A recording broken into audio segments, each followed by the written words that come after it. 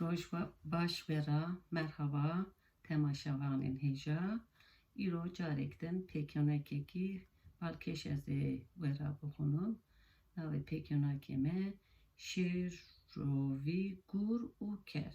Em ê binêrim ev şêr, rovî, kur û ker çi hatiye serê wan. Di dema cuntaya faşistê 12 îlonê da bi hezaran Kurd hatîbûn desteser û zindan kirinê. Di nav Kolordîya Diyarbekirê da ji bo îşkencekirinê ciyek taybetî hatibû amade kirin. Li vir da odê û salonêk mezin hebûn, odeyek îşkencexanê bû. Di nava wê odê da her cûre hacetên îşkence hebûn. Oda dinê ji bo îstirahata memuran hatibû veqetandinê. Di salona mezin da jî girtiyên çavkirin dima. Rêberên îşkencexanê, serbaz û polisên devletê bûn. Ev kesana ji bo îşkence û îfadegirtinê bi taybetî hatibûn perwerdekirinê. Ango hosteyên wê karê bû. Gava yek dihat girtinê, berê her tiştî bi paçek reş çavê wî girê dadan, ji bo wê sedemê kesî neditî û nas nedikir. Li vir bi hevra peyvin xeberdan qedexe bû. Di vê derê da girtî bi tevayî wek kor û geran bû. Wekî kîjan bûn. Girtî ancak bi alîkariya memurên devletê radibûn, rûniştin û diçûne destavê. Ji bo wa sedeman, girtî di nav çend rojan da dibûn wek zarokan. Bê alîkariya îşkenceciyan nedikarin bi serên xwe tiştek bikin û biçîn.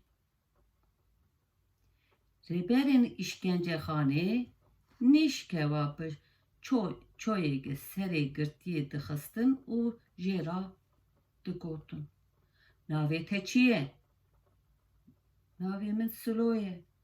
Navê te ker e. Tu ne mirovekî, tu kerî.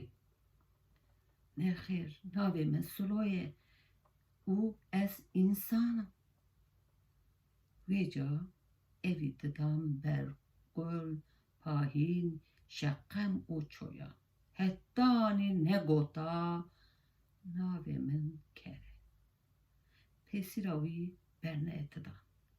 Ger ev kes jin bûya, digotin navê te ûneke.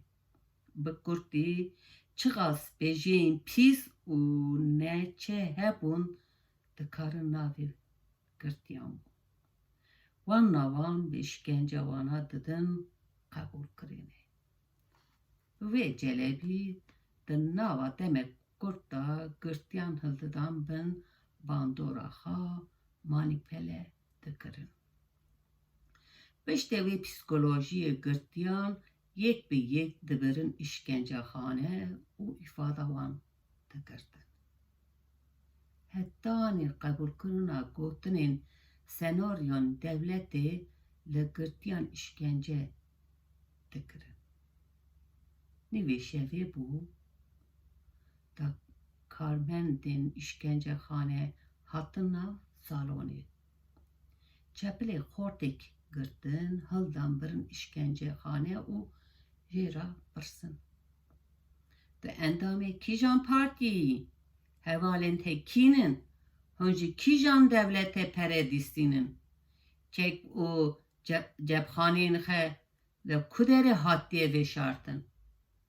Dokumentên partîyê li kuderê. Xort digot. Ez endamê tu partîyê nînim. Min tiştek nekiriye, ez bê gunê me. Lê karmendê îşkencexanê wan gotinê guhdarî nedikirin. Bêrewastandin lê didan û digotin. Zûbêje suçê te çi ye? Xort digot. Wele min tiştek xirab nekiriye. Tu gunê min tune. Min çi kiriye hûn bêjin. Ez jî hîn bim. Na, em nabêjin. Tu yê bêjî. Madem guna te tune, çima tu anîne vira? Ez nezanim. Tu derevî dikî. Kesên bêguna nayîne vira. Yekîn suçên te heye ku tu anîne vira. Suçê te çi ye? Te bombe avîtiye kuderê.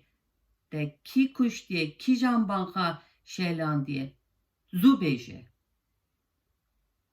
Xort çiqas digot, min tiştê wisa nekiriye, ewan digotin zalîmkaran wisa. Yekîn te tiştê kiriye. Bi vê qaydê gelek zeman hevdû, birin û anîn. Di daviyê de xort jî wan ra çi dibêje? Em ê guhtar bikin. Min tiştê xirab nekiriye. Hûn dixwazin bi îftirayek bavêjine ser min. Mesela min û we bûye mesele şêr, rûvî gûr û kerê. Ev çi mesele ye? Ku te aqil dikî? Di hêla me da li ser wan çar lawiran çîrokê gelek balkêş tê gotin. Ger hûn dixwazin ez dikarim ji we re qala wê çîrokê bikim. Em ê binêrin çi dibêje çîrok çawa. Çend memûr bi copên êrişî lawik kirin û gotin. Kerê kurê kerê, tu lê kûçika, ew wextê çîrok gotinê ye. Tu bombe avîtiye kîjan qarakolê, tu te kîjan banka şelandiye, zû ji me re bêje. Wextê çîrokan nene. Wele min banka neşelandiye, bombe neavîtiye, tu derî. Di nav naberan da yekî jî hevalên xwe ra got. Hela bihêlin, em binêrim ka ev çîrok çawa ye, em çend deqe guhdarî bikin binêrim ka. Ew xayînê dola xayîna ve ji me ra çi bêje? Paşê çend çol li pişta Xortê xistin û jê ra gotin. Te bêje ka çîroka te çawa ye, dest pê bike hele. Xort got. Zemberî bû, vi zivistan pir dijwar derbas bû welatê me de ev sal. Gelek berf bariya bû. Tev lawirên herêmê birçî mabûn, ji ber serma û birçîbûnê xwe davîtin nav şikeftên. Şêrek ji bo peydakirina nêçîrek li wan deran digeriya. Ji ber serma û birçîbûnê taqat lê nemabû ku bimeşe. Şêr serê xwe bilind kir, dît ku di fêza wî da şikeftêk heye. Çû xwe avîte nav şikeftê. Dît ku di şikeftê de gurek, roviyek û kerek hene. Yekî êrişê xort kir, bi xwarîn got. Goro tu lê kûçika wera çiyên çîrok gotin nîne. Zû bêje tu endamê kîjan partîyê hûn ji kîjan dewletê pere distînin. Lê hevalek bi dengek nerm jê ra got. Bavo, tu çima ew qas hêrs dibê? Ev seqbav di bin destê min dane. Hela biçîk sebir bike, bela çîroka xwe temam bike û bidomîne. Em ê wêca îfada wî bigirin, êyarî wî nerm bikin. Hele bihêlin. Ev kes hînek li xort xist û got. Paşê çi bû? Xort çîroka xwe domat. Şerê birçî çawa wan lawiran dît, cawên wî sor bûn, gilêz ji devê hat. Rovî di vî deqê de têgihîş ku niyeta şêr xerab e.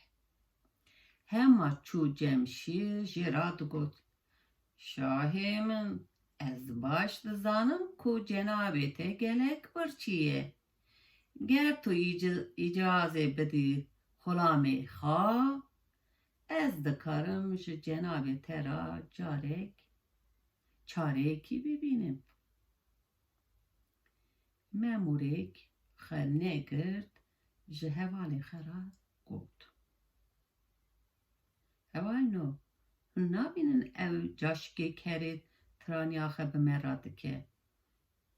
Manyotê bînin em elektronîk bidine, bila hîşê wî were serê wî. Yekî din bersiv hevalê xwe da û got: Qet merex neke, bila çîroka xwe temam ke, ez ê dizanim ez ê çi bînim serê wê kurdê bi bohçik. Çend gulm li devê xort xist û got: Paşê çi bû? Xort çîroka xwe domand. Şêr ji rovî pirs kir: Tê çawa ji birçîbûna min re çarê bibînî? Rovî bi fêlbazî got: Ez ê pêşniyareyekî bavêjim ortê, ez bawerim tevayiyên lawirên hazir vê pêşniyariya min qebûl bikin, di vê demê de tu bêje bila rovî bibe hakîm. Êdî tu tevî tiştekî nebe, ez ê zîkê şahê xwe gor dilê wî têr bikim. Hey xayînên Kurda hey! Şîr ji rovî re serê xwe hêjand. Rovî du gav derkete pêş ji haziran re got: Hevalino, birano, hûn jî dibînin ku ji biharê re hê gelek zeman heye. Em jî gelek birçîbûne. Ger em ji xwe re çarek nebînin, em ê ji birçî bimirin.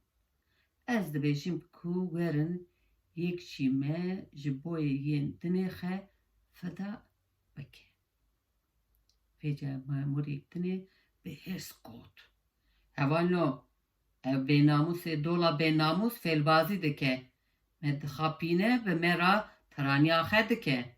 Em çima wekî evdalan guhdariya wê terasî dikin? Werin em wî girêdin feleqe tiranêkirinê memûrên Atatürk çawa dibe nîşanî wî bikin. Yekî din digot: Biracan, ev de destê me dane. Bi kuderê here, hele sebir bikin, bila çîroka xwe temam bike, ez ê wisa bikim ku şîrê diya wî ji devê wî re were. Zıvırî ji Xortê re got: Paşê çi bû? Xort axaftina xwe domand bi sebir û got: Belê.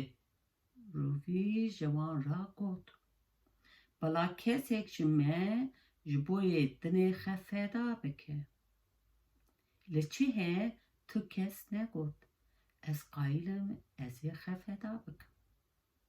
Rovî pêşniyariyekî dinê avite ortê û got: Di nav me de gunekî herî zêde be, em evî bikim qurban. Hûn ê niha bêjin ku kê dizane gunekî herî zêde ye. Ji bo vê mesele werin em mehkemeyekî damezrînin. Bila ev mehkeme xêr û gunên me tespît bike. Gunekî ku herî zêde bû, em ê wî bixwin. Ev pêşniyara rovî hat ecibandin. Şêr bi xişm ser xwe bilind kir û got: Bila rovî bibe hakîm. Memûr gelek hêrs bû, him xort dida ber çoban hem jî hevalanê xwe re digot. Êdî bes e. Vira ciyê şanoyê nîne. Ez ne mecburum bir artîsê hetanê sibê guhdarî bikim. Zû ji me ra felaqa Filîstînê bînin, ez ê hesabê kirina ji wî caşikê kerê bipirsim. Hevalê wî jê ra got. Bira tu çima wisa bêsebrî? Wellahî min dawiya wê çîrokî pir mereq kir. Biçêk sebir bikin, bila çîroka xwe xilas bike. Ji xort ra got. Hele bidomîne. Başê çi bû? Belê, rovî çû li ser gevirê ortê şikeftê da rûnişt, bi quretî serê xwe bilind kir, ji şê ra digot. Were berê ez ê îfade te bîstînim. Şîr çû li ber sekînî, rovî ra got. Bêje ka te di heyata xwe de çi xirabî kir? Şîr got. Vele di dinyayê da çi xirabî henin min hemûyan kiriye. Min bi salan êrişê li ser keriyan kir. Berx, mî, bizin, kar, goluk çi kete destê min ew kuştin û xarin. Min çend merev ji xariye. Li min jî tu kesî ra xêrek nekiriye. Rovî got. Helbette wisa bikî. Ji ber ku tu hikûmdarê lawiranî, padîşahê daristanî.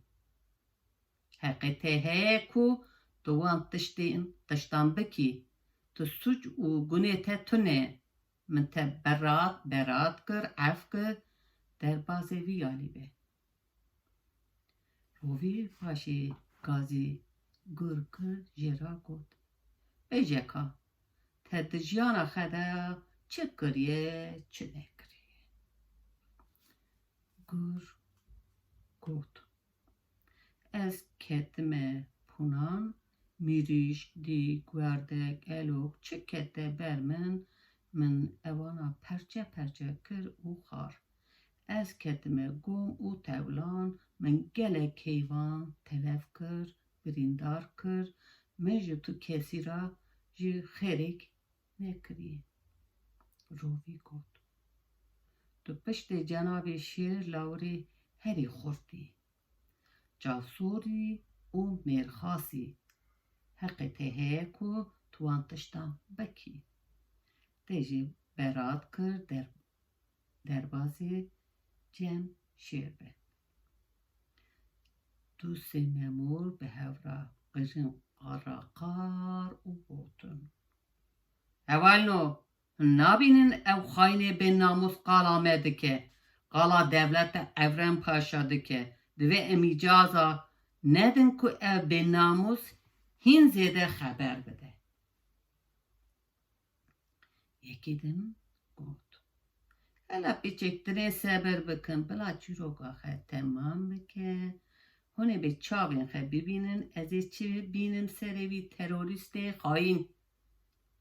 Zivîrî ji xortora got. Behşê serê çiya, Kurdê bi boçuk xayînê devleta Kenan Paşa. Hele bêje ka paşê çi bû ev çîroka xwe bidomîne. Xort got. Rovî vêca gaziyê kerî kir û got. Hele kero tu were, hele tu çi kiriye çi nekir. Ker got. Ferma tu qala jiyana xwe bike. Em hîn bin ka te çi kiriye û çi nekiriye. Ker got. Hakim bey, wallahi billahi min di jiyana xwe de zarar nedaye tu kesî. Berave jî herkes jî min îstîfade kiriye. Xwedê min mirovek pir bêînsaf bû, sibê hetanê êvar min di bin barên giran de dibir û dianî. Caran zar û neviyên xwe jî pişta min siwar dikir. Car caran jî bi xwe li min siyar dibû, tucar zikê min jî têr nekir. Ez daîm zik birçî jê ra dixebitim. Rovî axaftana ker birî û got: Kero, dev jî fêlbaziyê berde. Te çi xerabî kiriye qala wanan bike. Ker ûstiyê xwe xar kir û got: Cenabê rovî, ez serê te û serê bavê te kim, min li tu kesî xerabî nekiriye. Tu gunê min tune ku ez qala wan bikim. Memûrêkî got: Hevalê, hûn nabînin ew xayînê bi borçuk bi me ra tiranîya xwe dikin, resmen qala me dike. Ev bênamûs me kiriye şûna şêr, gur, ker û rovî. Dîsa yekê din got: Hele bihêlin lo, bila çîroka xwe bidomîne. Biqedîne. Li ser emrê memûran xort gotina xwe doman. Ker çiqas digot: Wellahû billahî tu gunehê min tune ne. Rovî digot: İllah gunehên te henin, zû gunehên xwe bêje. Ker ketibû nav tengasiyekî pir mezin. Rovî vê îş ca dikirin ku tiştek çêt bêje. Dîsa memûrek tehemmûl nekir û got: Ew puştê dola puşta bi sazûmana komara Atatürk ra qervê xwe dike. Bi me ra tiraniya xwe dike, heqê wî mirin e. Werin em wî li ser serê dardakin, elektrîk bidine wî, çîroka şêr, ker, gur û rovî çawa ye nîşanê wî bikin. Lê dîsa yekê din got: Heyran, ev destê me dane, bila çîroka xwe xilas bike, em ê vê ca îfade wî bigirin.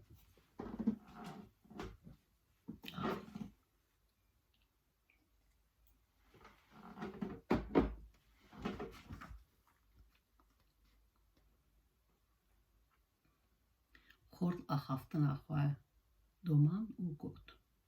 Li ser ısrara rovî ker got: Lê rojek. Rovî li nav çavên kerê nihêrt û got: Ha were îmanê, bêje, rojek çi bû? Ker got: Rojek xwediyê min palan kir, terê gelek mezin avite ser pîşta min, em çûne baxçê rezan. Xwediyê min terê tijî tirî kir, min avite erdê. Terê da li ser pîşta min, başê min da ber pehînan ku ez rabim ser piyan. Dê quweta min terê nedikir ku ez di bin barda rabim ser piyan. Xwediyê min him bi şîva xwe li min dixist, him jî dida xeberan. Min tev qeweta xwe da çokên xwe, ez bi zor û zehmet rabûm ser piyan. Di vê demê da ez vî aliyê hêjiyan, min bi hemdê xwe bi piya xwe guşiyek tirî herîşand. Xeynê wî tiştî ti gunayê min tune ne. Ker çawa wê giliyê got, rovî hat xezebekî bihêr jî ra got: Vay kafirê dola kafiran, vay xayînê dola xayînan, hey terasê bênamûs, tu çawa guşiyek tirî di bin piyên xwe da diperçiqînî. Tu dizanî te çiqas zirar daye mirovatiyê. Ew guşiyê tiriyekî tu di bin piyanê xwe da perçiqandibû, vê bûçiya ser sifra axa, bey û maxulan. Ew guşiya tiriyê wê bûbiya şeravek bi xeş û damxeş. Biketa nav piyalên hatun û camêran. Bi saya wê şeravê wê demek bextewar derbas kirina. Tu tu lawirek pir gunahkarî. Qetla te helal e, min ceza îdamê date.